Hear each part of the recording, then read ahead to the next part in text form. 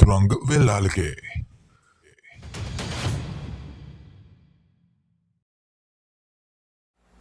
ITest විභාග මාලාව ඇතුලේ ප්‍රශ්න පත්‍ර අංක 23 පිළිතුරු සාකච්ඡාවත් සමගින් තමයි ඔබ සම්බන්ධ වෙලා ඉන්නේ. එතකොට අපි මේ දක්වන පළවෙනි සහ දෙවෙනි පාඩම් ආශ්‍රයෙන් ප්‍රශ්න පත්‍ර 22ක් සම්පූර්ණ සාකච්ඡා කළා. කෙටි ප්‍රශ්න 220ක් සම්පූර්ණ කළා. අද දවසේ 230 වෙනි ප්‍රශ්නය දක්වා සාකච්ඡා කරන තමයි බලාපොරොත්තු වෙන්නේ. අපි පළවෙනි ප්‍රශ්නය බලන්න කියනවා පහත සඳහන් ප්‍රකාශ අතරින් යථාරූපී ප්‍රකාශය කුමක්ද කියලා. මෙතන බලන්න හැමතිස්සෙම යථාරූපී ප්‍රකාශයක් කියලා කියන්නේ මම මේ කාරණා කීපයක් කියාගෙන ගියොත් ඔබ සටහන් කරගන්න යථාරූපී ප්‍රකාශ කියන ඒවා විෂයානුබද්ධයි යථාරූපී ප්‍රකාශ කියන ඒවා සත්‍යාපනය කරන්න පුළුවන් යථාරූපී ප්‍රකාශ කියන ඒවා එක්ක විචල්යන් දෙකක් අතර සම්බන්ධතාවය හෝ එහෙමත් නැත්නම් යම්කිසි සිද්ධියක් පැහැදිලි කිරීම සඳහා භාවිතා කිරීමක් වෙනවා. එතකොට බලන්න පළවෙනි කාරණාව පාසල් සිසුන්ට නොමිලේ ආහාර ලබා දීම රජයේ වගකීමකි කියන ප්‍රකාශය මේක හැමතිස්සෙම විවාදාත්මකයි. තව කෙනෙක්ට මේකට වෙනත් ප්‍රකාශයකින් ප්‍රතිඋත්තර ලබා දීමේ හැකියාවක් තියෙනවා. ඔබ දන්නවා විවාදාත්මක ප්‍රකාශයන් නම් අපි මේ දේවල් ඔක්කොම ලඝු කරන්නේ අභිමතාරූපී ප්‍රකාශ කියන කොටට. ඒක නිසා පාසල් සිසුන්ට නොමිලේ ආහාර ලබා දීම රජයේ වගකීමකි කියලා කියන්නේ අභිමතාරූපී ප්‍රකාශයක් හේතුව විවාදාත්මකයි. ඊට පස්සේ විදේශගත වන සංක්‍රමණික ශ්‍රමිකයන්ගේ සංඛ්‍යාව වැඩිවීම සේවා වියුක්තිය අවම කර ගැනීමට ඇති ඔන්න වචනයක් වෙනවා එකම මාර්ගයයි කියලා. එතකොට මෙන්න මේ කාරණාව ඒ කියන්නේ විදේශගත වන සංක්‍රමණික ශ්‍රමිකයන් සංඛ්‍යාව වැඩි වෙනකොට රටේ සේවා වියුක්තිය අඩු වෙනවා කියන අන්නේ කාරණාවට තියෙන එකම මාර්ගය කියන්නේ අන්න මේ කාරණාව විවාදාත්මක වෙනවා. ඒක නිසා මේක අභිමතාරූපී ප්‍රකාශය. ඊට පස්සේ තුන්වෙනි පිළිතුර දුප්පත්කම අඩු කළ හැක්කේ සංක්‍රාම ලබා දීමෙන් පමණි. මෙතනත් අදහස් කරන්නේ දුප්පත්කම අඩු කරන්න නම් කරන්න ඕන එකම දේ සංක්‍රාම ලබා දීම කියලා නැහැ. ඊට අමතරව රජයට පුළුවන් වෘත්තීය පුහුණු වැඩසටහන් ක්‍රියාත්මක කළා ඒ දිලිඳු ජනතාවගේ වෘත්තීය හැකියාවන් ඔපනැංවීමක් කිරීම තුළින් ඔවුන්ව අර ක්‍රියාකාරී නැත්නම් ඵලදායී ශ්‍රමිකයන් ගණයට පත් කරන්න පුළුවන්. ඒක නිසා එකම මාර්ගය සංක්‍රාම ලබා දීම විතරක් නෙමෙයි. ඒ වගේම පස්වෙනි පිළිතුර බලන්න එතන කියනවා වැඩිවන ජනගහනය කඩිනමින් පාලනය කළ යුතුයි කියන මෙන්න මේ ප්‍රකාශයත් හැමතිස්සම විවාදාත්මකයි. එහෙනම් 1 2 3 5 කියන ප්‍රකාශයන් සියල්ලම විවාදාත්මකයි. ඒක නිසා මේ කාරණා අපි ගන්නේ අභිමතාරූපී ප්‍රකාශ කියලා. අපි අහන්නේ යථාරූපී ප්‍රකාශය. නම් පිළිතුරු අංක 4 රාජ්‍ය සමාජ ආරක්ෂණ ජාල ක්‍රියාත්මක කළද දුප්පත්කම අඩු වී ඇතැයි නිගමනය කළ නොහැකියි. එතකොට මෙන්න මේ කියනා වූ ප්‍රකාශය තුළ විචල්යන් දෙකක් අතර සම්බන්ධතාවය තියෙනවා. සමාජ ආරක්ෂණ ජාල සහ අනිත් පැත්තෙන් දුප්පත්කම හැවත් බිරිඳුකම කියන කාරණාව. එතකොට මේ අවසානයේ මේ ප්‍රකාශය කියන්නේ අඩු වී ඇතැයි නිගමනය කළ නොහැක කියලා. මේ කාරණාව මහ බැංකු වාර්තාවේ දත්ත වෙන්න පුළුවන්, ලෝක බැංකු වාර්තාවේ දත්ත වෙන්න පුළුවන්. මෙන්න මේ වාර්තා දත්ත ඇසුරින් අපිට හැමතිස්සෙම අර්ථකථනයක් සත්‍යාපනය කිරීමේ හැකියාවක් තියෙනවා. ඒක නිසා පිළිතුරු අංක 4 ඒක තමයි යථාරූපී ප්‍රකාශයක් බවට පත් වෙන්නේ. ඊට පස්සේ දෙවැනි ප්‍රශ්නයට ආවට පස්සේ බලන්න එතන කියනවා පහත සඳහන් දය අතරින් සූක්ෂම ආර්ථික විද්‍යාත්මක ගැටලුවක් විය හැකි කවරක්ද? දැන් කලින් ප්‍රශ්න පත්‍රය අපි සාකච්ඡා කරා 22 වෙනි ප්‍රශ්න පත්‍රයේ අර සාර්වාර්ථික න්‍යායට ඇතුළත් වෙන්නේ මොකක්ද කියලා. එතන පළවෙනි ප්‍රශ්න කීපය ඇතුලේ දැන් අපි ඔන්න මේ ප්‍රශ්න පත්‍රයේ සාකච්ඡා කරනවා සූක්ෂම ආර්ථික විද්‍යාත්මක ගැටලුවක් වන්නේ කියන කාරණාව. එතකොට සූක්ෂම ආර්ථික විද්‍යාව කියව ඔබ දන්නවා සමස්ත ආර්ථිකය නෙවෙයි. ආර්ථිකය ඇතුලේ එක්ක යම්කිසි එක් කොටසක් වෙන්න පුළුවන්, නැත්නම් කොටසයන් දෙකක් වෙන්න පුළුවන්. විවිධාකාර වූ ඒකකයන් වෙන්න පුළුවන්. හැබැයි සමස්තය නියෝජනයක් නොවිය යුතුයි. එතකොට පළවෙනි පිළිතුර බලන්න විරැකිය අනුපාතිකය කියලා කියන්නේම මුළු රටේම රස්සා නැති මිනිස්සු ටික. හරි රස්සා නැති සහ රස්සාවක් අපේක්ෂා කරන පිරිසට තමයි අපි විරැකියාවේ නියුක්ත පිරිස් කියලා කියන්නේ. එනම් මුළු රටම සම්බන්ධයෙන් මේ කාරණාව කියන්නේ ඔබට උදාහරණයක් සාර්වාර්ථික විද්‍යාවට විරැකියාව. ඊට පස්සේ විනිමය අනුපාතිකයේ ෂෙයා වීම ඔබ දන්නවා වර්තමාන ඇතුළේ ශ්‍රී ලංකාවේ රුපියල ඉතා විශාල ප්‍රමාණයකින් ෂෙයා වෙලා තියෙනවා ඩොලරයට සාපේක්ෂව. ඒතකොට මේක රටේ සමස්ත ක්‍රියාකාරකම් වලට බලපෑම් වෙනවා. එහෙනම් මේකත් සාර්ව ආර්ථික විද්‍යාත්මක සාධකයක්. ඊට පස්සේ පස්වෙනි පිළිතුර උද්දමන අනුපාතිකයේ අංක 2 අගයක් ගැනීම. වර්තමානයේ ඇතුළේ ඔබ දන්නා උද්දමනය අර තනි ඉලක්කම අගයක ඉඳලා වර්තමානයේ වෙද්දී ඉලක්කම් 2 අගයක් කරා යනවා අධි උද්දමනකාරී තත්ත්වයක තමයි වර්තමානයේ අපි ජීවත් වෙන්නේ. ඒකට මේක සමස්ත ආර්ථිකයටම බලපාන ලංකාවේ එක කොටසක් විතරක් නෙමෙයි මේ ලංකාවේ තියෙන උද්දමනයේ බලපාන රටේ මුළු මහත් ජනතාවටම මේක බලපෑමක් කරන ඒක සාර්ව ආර්ථික සාධකයක්. හතරවෙනි පිළිතුර ගෙවුම් ශේෂ හිඟේ ඉහළ යාම කියලා කියන්නේ ඔබ දන්නවා වර්තමානයේ ශ්‍රී ලංකාව ඩොලර් අර්බුදයක ඉන්නවා. ඒ කියන්නේ අර නිදහසින් පස්සේ ශ්‍රී ලංකාවේ හැම අවුරුද්දකම බිහි වෙච්ච මෙන්න මේ ගෙවුම් ශේෂ අර්බුදය අපි අවසාන right මෙන්න මේ හැමදේම එකතු වෙලා ආර්ථිකයක් විදියට මේ හැමදේකම අහිතකර ප්‍රතිවිපාක මුක්ති වෙන කාලයක තමයි අපි මේ ඉන්නේ. ඒක නිසා ගෙවුම් ශේෂ හිඟේ ඉහළ යාම කියන එක සමස්ත ආර්ථිකයේ දෘෂ්ටි කෝණයෙන් තමයි අපි සාකච්ඡා කරන්නේ. එහෙනම් ඒකත් සාර්ව ආර්ථික විද්‍යාත්මක සාධකයක්. හැබැයි පිළිතුරු අංකය බලන්න 3 සහල් මිල ඉහළ යාම කියලා කියන සියලුම භාණ්ඩ නෙමෙයි එක භාණ්ඩයක් විතරන්න. සමස්තය ඇතුලේ එක් දෙයක් විතරයි. එහෙනම් සූක්ෂම ආර්ථික විද්‍යාත්මක සාධකයක්. එහෙනම් ප්‍රශ්නක 2ට පිළිතුරු අංක 3 සහල් මිල ඉහළ යාම කියන පිළිතුරු අංකය. ඊට පස්සේ අපි ආවොත් තුන්වෙනි ප්‍රශ්නයට බලන්න ආර්ථික විද්‍යාවේ හිඟකම ඕනෑම සමාජයකට පොදු සංකල්පයක් ලෙස හැඳින්වෙන්නේ කියලා. එතකොට ඔබ දන්නවා අපි කලින් විශාල අවස්ථා ගන්නකදී කතා කරා මෙන්න මේ හිඟකම නිසා right හිඟකම නිසා තේරීමක් ඇති වෙනවා. මෙන්න මේ තේරීම නිසා අවස්තික පිළිවෙලක් ඇති වෙනවා. ඒ වගේමයි හිඟකමක් බිහි වෙන අපි ප්‍රධාන කාරණා දෙකක් එකවර පැවතිය යුතුයි. මොනවාද? යම් දෙනලද අවස්ථාවක අර මිනිස් උවමනා අසීමිත වීම මිනිස් උවමනා අසීමිත වීම සහ සමාජයේ සතු සම්පත් සම්භාරය right සීමිත වීම සම්පත් සම්භාරය සීමිත වීම මෙන්න මේ කියනා වූ කාරණා දෙක එකවර පවතින විට අනිවාර්යයෙන්ම ඒ සමාජයට හිඟකම කියන ප්‍රශ්නෙට මුහුණ දෙන්න වෙනවා. මේක පොදු කාරණාවක් කියලා අපි සාකච්ඡා කිරීම කරා. එහෙනම් ආර්ථික විද්‍යාවේ හිඟකම ඕනෑම සමාජයකට පොදු සංකල්පයක් ලෙස හැඳින්වෙන්නේ කියලා අහන්නේ. එහෙනම් බලන්න පිළිතුරු අංක 3 පවත්නා සම්පත් සම්භාරය මිනිස් උවමනා තුලනය කිරීමට අසමත් වන බැවිනි කියලා අපට පැහැදිලි. එතකොට අපිට සීමිත සම්පත් ප්‍රමාණයක් තියෙන. ඒ කියන්නේ සම්පත් ප්‍රමාණය අපිට තියෙන 100යි නම් අපිට උවමනා තියෙනවා 800ක් විතර. ඒකේ අදහස තමයි අර 100න් උවමනා 800ම සපුරා ගන්න බෑ. අපිට හිඟයක් එනවා 700ක. අන්නේ 700 තමයි අපි කියන්නේ right හිඟකම කියලා. පැහැදිලිද? ඊට පස්සේ බලන්න අපේ හතරවෙනි ප්‍රශ්නේ සම්පත්වල හිඟකම පවත්නා බැවි. අප දන්නවා හිඟකම නිසා අනිවාර්යයෙන් මොකක්ද ඇති වෙන්නේ? තේරීමක් ඇති වෙනවා. එහෙනම් ප්‍රශ්න අංක 4ට පිළිතුරු අංකය අංක 4 සෑම සමාජයකම පවත්නා සම්පත්වල විකල්ප භාවිත අතර මොකක්ද කරන්න වෙන්නේ? තේරීමක් සිදු කරන්න වෙනවා. ඒ කියන්නේ ඔබ දන්නා තේරීමක් සිදු වෙන්න නම් අනිවාර්යයෙන්ම අර සම්පත් හිඟකම කියන කාරණාව තියෙනෝනේ. හිඟකමත් එක්ක තමයි බැඳිලා තමයි තේරීම කියන සංකල්පය ව්‍යුත්පන්න වෙන්නේ. තේරීම ඇතුළත අපි කතා කරන ප්‍රධාන හේතු දෙකක්. ඒක තේරීම සහ අනිත් පැත්තේ මෙන්න මේ ආවස්තික පිරිවැය කියන කාරණා දෙකටම පොදුවේ බලපානවා. තේරීමක් හෝ ආවස්තික පිරිවැයක් ඇති වෙන්න පළවෙනි කාරණාව සම්පත් සීමිත වෙන්න ඕනේ. right සම්පත් සීමිත වෙන්න ඕනේ. සහ මේකේ විකල්ප භාවිත තියෙනවා. right විකල්ප භාවිත තියෙනවා. පැහැදිලි? මේ කියනා වූ කාරණා දෙක එකවර තියෙනවා. ඒතර තේරීමක් සහ අවස්තික පිළිවෙලක් කියන කරුණු තෘප්ත වීමක් වෙනවා. එහෙනම් අපේ හතරවෙනි ප්‍රශ්නෙට පිළිතුරු අංක 4 සෑම සමාජයකටම පවත්නා සම්පත්වල විකල්ප භාවිත අතර තේරීමක් කළ යුතුයි කියන පිළිතුර.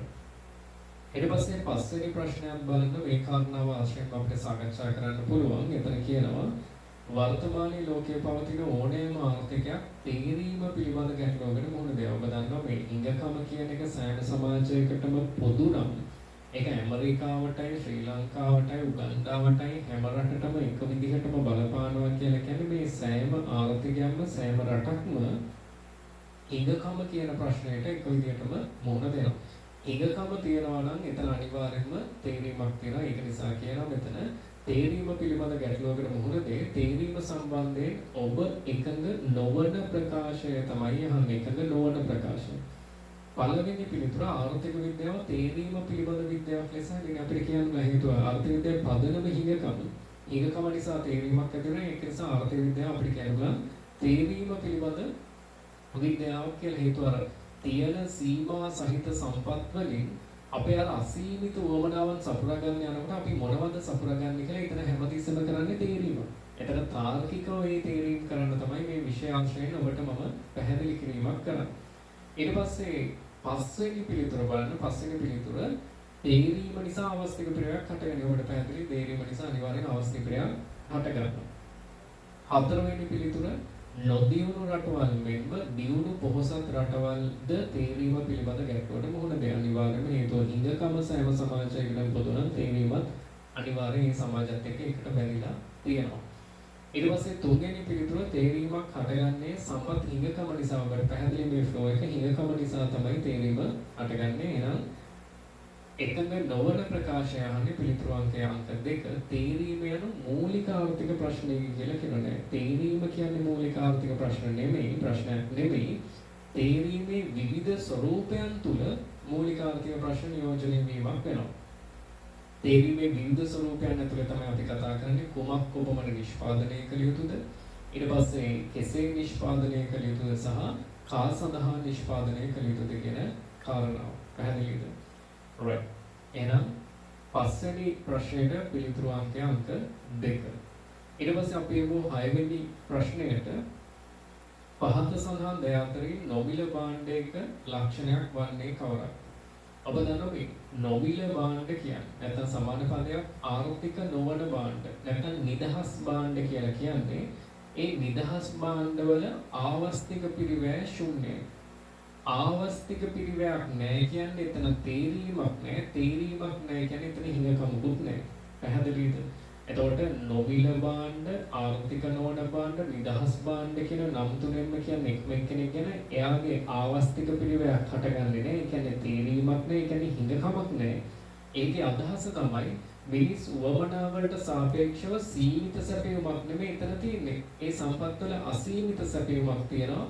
අන්න අසීමිත සැපයුමක් තියෙනවා නේ එතන හිඟකමක් බිහි වෙන්නේ නැහැ. හිඟකම නැති තැන තේරීමක් නැහැ. තේරීම නැති තැන ආවස්තික පිරිවැයක් නැහැ. ඒ කියන්නේ ආර්ථික නොවන භාණ්ඩ නැත්නම් නිදහස් භාණ්ඩ, නොමිල භාණ්ඩයන්ගේ ආවස්තික පිරිවැය ශූන්‍යයි. පැහැදිලිද? එහෙනම් බලන්න කියනවා පිළිතුරු අංක 1. එබඳු භාණ්ඩයක් සැපීමේදී ආවස්තික පිරිවැයක් ඇති නොවීම.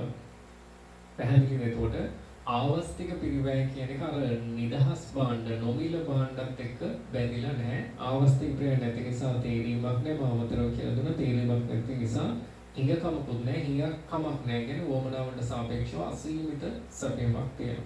පැහැදිලිද? ඊට පස්සේ ප්‍රශ්නාංක 7 පහත සඳහන් සාධක අතරින් ශ්‍රම විභජනය අසාර්ථක වීමට හේතු වේ හැක්කේ කවරක්ද කියලා අහන. ඔබ දන්න මේ ශ්‍රම විභජනය කියලා කියන්නේ අර සමස්ත නිෂ්පාදන ක්‍රියාවලිය විවිධ අධියරවලට බෙදලා එම එක් අධියරය සඳහා ශ්‍රමය විශේෂ ප්‍රාගුණ්‍ය කිරීම තමයි අපි ශ්‍රම විභජනය කියලා කියන්නේ. හරි නිෂ්පාදන ක්‍රියාවලිය විවිධ අධියරවලට කැලණිවලට බෙදලා එම එක් අධියරය සඳහා ශ්‍රමය විශේෂ ප්‍රාගුණ්‍ය කිරීම තමයි අපි ශ්‍රම විභජනය කියලා කිව්වේ. එහෙනම් මෙතන අහන්නේ ශ්‍රම විභජනය අසාර්ථක වීමට හේතු වේ හැක්කේ කවරක්ද කියලා. ශ්‍රම විභජනය අසාර්ථක වෙන්න නම් ඒ කියන්නේ ශ්‍රම විභජනය අවාසියක් වෙන්න ඕනේ.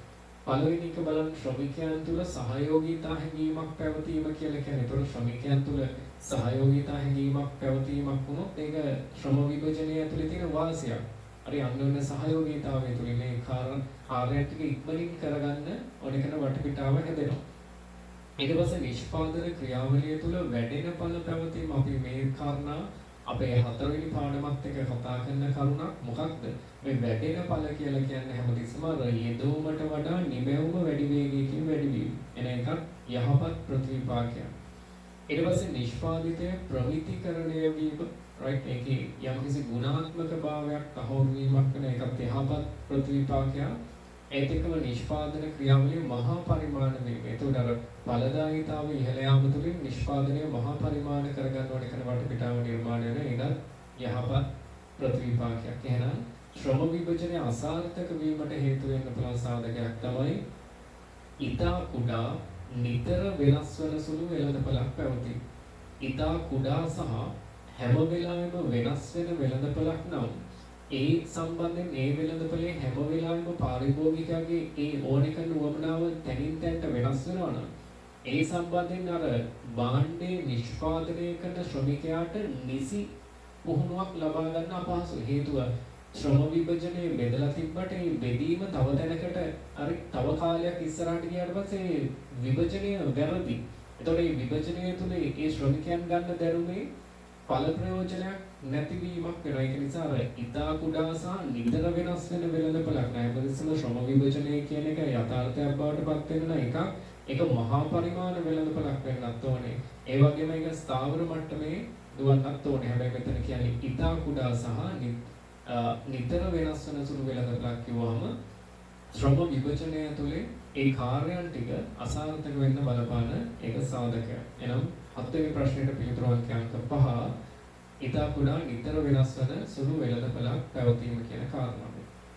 ඊට පස්සේ 8 වෙනි ප්‍රශ්නෙට යමු. බලන 8 වෙනි ප්‍රශ්නය සාම්ප්‍රදායික ආර්ථික පද්ධතියක මූලික ලක්ෂණයක ඔබ දන්නවා ආර්ථික පද්ධතිය කියන මාතෘකාව අපි සාකච්ඡා කරද්දී සාම්ප්‍රදායික කියන ආර්ථිකයන් ඕනෑම ආර්ථික පද්ධතියක මූලාරම්භය තමයි අපි සාම්ප්‍රදායික ආර්ථිකයන් කියලා කතා කරන්නේ. මෙන්න මේ සාම්ප්‍රදායික ආර්ථික පද්ධතිවල තියෙන මූලික ලක්ෂණයන් ඇතුලේ අපි කතා කරනවා මෙන්න මේ දේවල් වල අර තියෙන නිෂ්පාදන ක්‍රම ශිල්පයන්. මේ ආර්ථිකයන් වල ආර්ථික වර්ධනයක් නැහැ. ආර්ථික පිරිහීම් නැහැ. හැමතිස්සෙම මේ ආර්ථිකය අර පැවතගෙන ආපු විදිහටම පවත්වාගෙන යන්න තමයි මේ පිරිස් කැමති.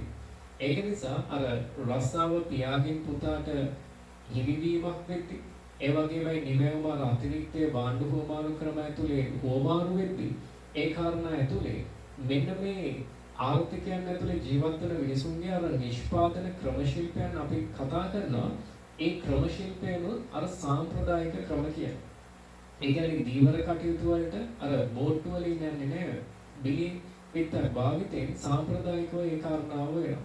ඊට පස්සේ සතුන් දඩයම් කිරීම ගත්තොත් අර සාමාන්‍ය විදිහට අර සාම්ප්‍රදායික ප්‍රාථමික මට්ටමේ ආපන්න භාවිතා කරලා තමයි සතුන් දඩයම් කිරීම කරන්නේ. ඒ වගේ මෙන්න මේ නිෂ්පාදන ක්‍රම ශිල්පයන්ගේ අනම්‍යශීලීත්වය.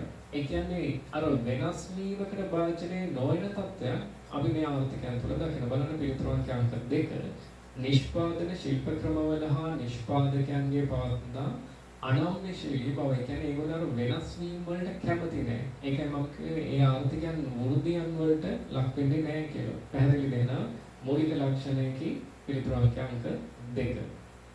ඊට පස්සේ අපේ 9 වෙනි ප්‍රශ්නේ මිශ්‍ර ආර්ථිකයක් තුළ සාධක වෙළඳපළ සඳහා ආණ්ඩුවේ මැදිහත් වීමක් ලෙස සැලකිය හැකියි. මම අපේ තියරි නිබන්ධන ඇතුලේ ආර්ථික පද්ධති කියන නිබන්ධනයේ මිශ්‍ර ආර්ථික සම්බන්ධයෙන් අවසාන මාතෘකාවේ ඔබට දීලා තියෙනවා. කුටුම්බ, ඊට පස්සේ නිෂ්පාදකයන්, ඊට පස්සේ සාධක වෙළඳපළ සහ භාණ්ඩ වෙළඳපළට රජය මැදිහත් වන විවිධ අවස්ථා. ඒකේ බලන්න පාරිභෝගික අයිතිවාසිකම් ආරක්ෂා කර දීම කියන කාරණාව ඒක ඍජුවම සම්බන්ධ වෙන ඔබ සටහන් කරගන්න භාණ්ඩ වෙළඳපළට. ඊට පස්සේ කුටුම්බ ආදායම මත බදු පැනවීම කියන එක කුටුම්බයන්ට අදාළ එකක්. පස්වෙනි එක බලන්න මහජන සුබ සාධන වැඩසටහන් හඳුන්වා දීම කියන කාරණාවත් ඒක කුටුම්බයන් එක්ක සම්බන්ධ කරුණක්.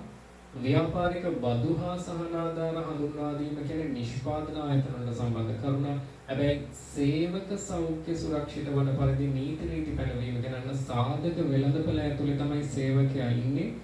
සේවකයා සපයන සාධකය තමයි ශ්‍රමය. එනම් මේ සේවක සෞඛ්‍ය සුරක්ෂිත වන පරිදි නීති රීති පැනවීම කියන කාරණාව අපිට ගන්න පුළුවන් සාධක වෙළඳපළට ආණ්ඩුව මැදිහත් වෙන අවස්ථාවක් විදිහට ඉතුරු ඔක්කොම ටික කොහොමද බෙදලා යන්නේ කියලා පළවෙනි එක මම කිව්වා භාණ්ඩ වෙළඳපොළ, දෙවෙනි එක මම කිව්වා කුටුම්බ, හතරවෙනි එක මම කිව්වා නිෂ්පාදන ආයතන සහ පස්වෙනි එකක් කිව්වා කුටුම්බ කියලා. නම් පිළිතුරු අංක 3 සේවක සෞඛ්‍ය සුරක්ෂිත වන පරිදි නීති රීති පැනවීම කියන කරුණ තමයි සාධක වෙළඳපළට රජය වැඩියත් වෙන අවස්ථාව විදිහට අපිට දකින්න පුළුවන් වෙන්නේ.